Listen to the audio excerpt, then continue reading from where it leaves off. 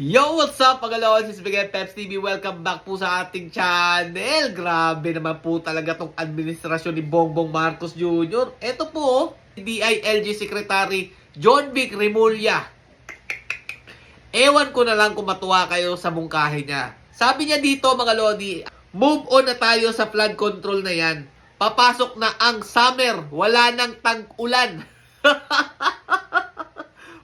Tragis talaga mga utak meron ito kung meron man ha. Sabi pa dito, mas importanteng tutukan itong mga peking sigarilyo dahil masama ito sa kalusugan.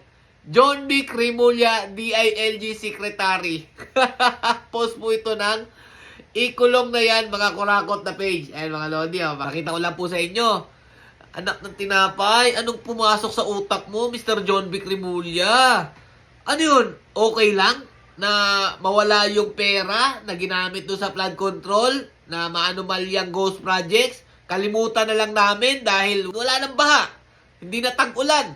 Kumbaga, tag-init naman yung meron tayo ngayong panahon na ito. So, okay lang, tiway na. Paano yung pera ng taong bayan? Paano yung binabayad namin na tax? Okay na lang.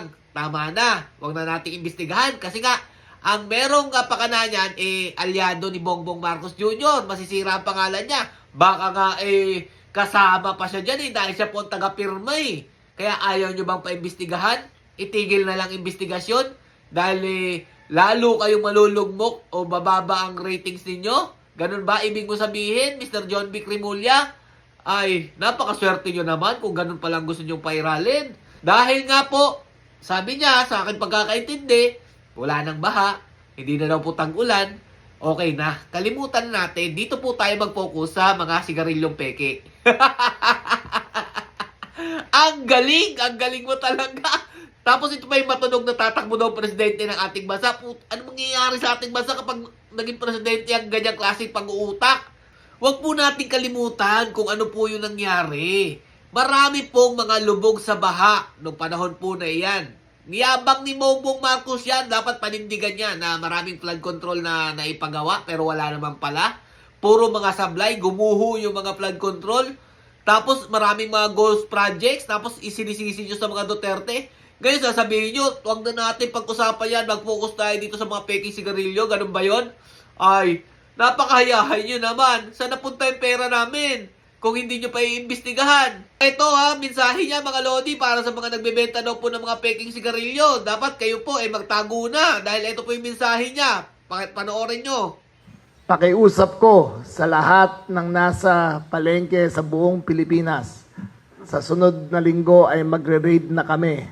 Pag may mahuli po kaming illegal na sigarilyo sa inyong mga tindahan, kakasuhan namin kayo ng Anti-Agricultural Economic Sabotage Act. Non-bailable.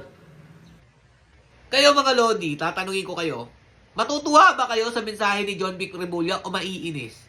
Comment nyo na lang po mga idol kung karapat-dapat po bang itigil na ang investigasyon dito po sa flood control, ghost projects, kung saan po nawaldas ang kaban at pera ng taong bayan na hindi na po natin napakinabangan. Wala po mga proyektong maayos ngayon mga lodi, tapos ititigil na lang bigla ang investigasyon dahil nga tatamaan si Marcos Jr. Ano kayo, siniswerte? Tapos yung mga Duterte ang sinisisi ninyo na nung panahon ni Tatay Duterte maayos mo yung mga projects? Kayo na umusga mga idol. Putaktihin niyo yan si John Vic Remulla para matauhan. Stay safe and God bless you all. Duterte pa rin.